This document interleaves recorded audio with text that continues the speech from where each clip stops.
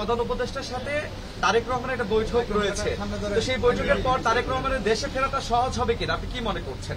এই ব্যাপারে ওনার তো দেশে ফেরার তো কোনো অসুবিধা নাই।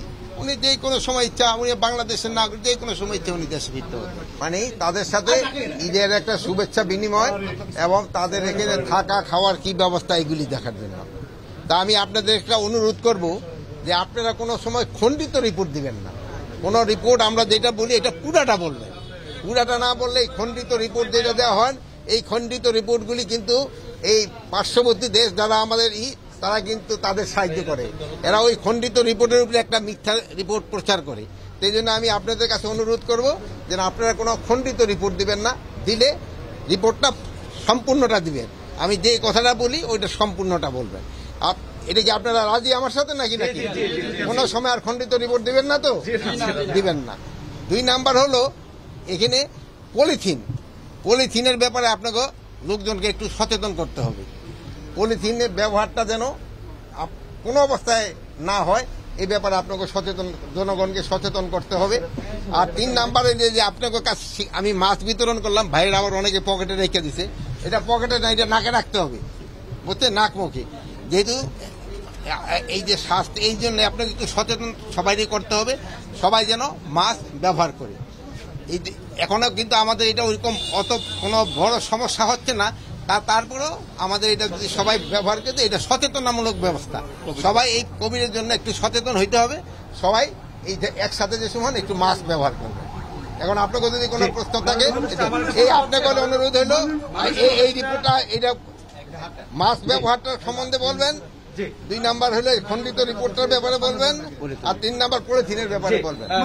কি বলবেন কিনা আগে এটা বললেন।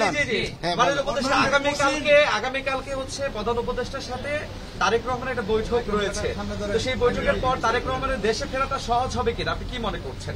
এই ব্যাপারে ওনার তো দেশে ফেরার তো কোনো অসুবিধা নাই। উনি যে কোনো সময় ইচ্ছা, উনি বাংলাদেশের নাগরিক, যে কোনো সময় ইচ্ছা উনি দেশে ফিরতে পারবেন। বিশ্বমানের থার্মিক্স রড, সালাম স্টিল থার্মিক্স, দেশের একমাত্র থার্মিক্স রড।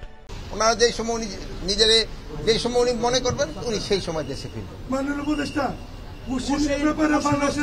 আপত্তি থাকার পরেও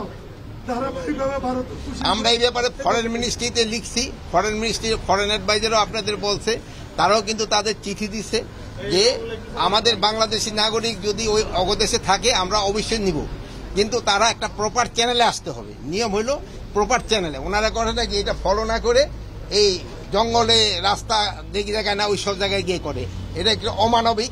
এই যেগুলো আমরা কিন্তু এটা শুধু আমাদের না, আমাদের যে অ্যাম্বাসেডার আছে, হাই কমিশনার আছে দিল্লি, তাকেও এটা বলা হয়েছে এবং ফরেন অ্যাডভাইজার এই ব্যাপারে আপনাকে কিন্তু ব্রিফও করছে।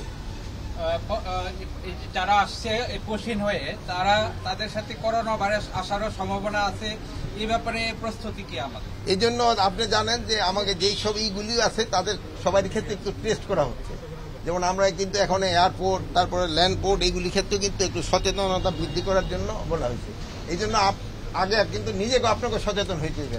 আপনারা তার সম্বন্ধে জিজ্ঞেস করতেছেন, কিন্তু আপনারা কেউই নিজেরা মাস্ক করেন নেই, অন্যরা বলতেছেন, আপনারা নিজেরা করবেন, অন্যরা বলবেন। আর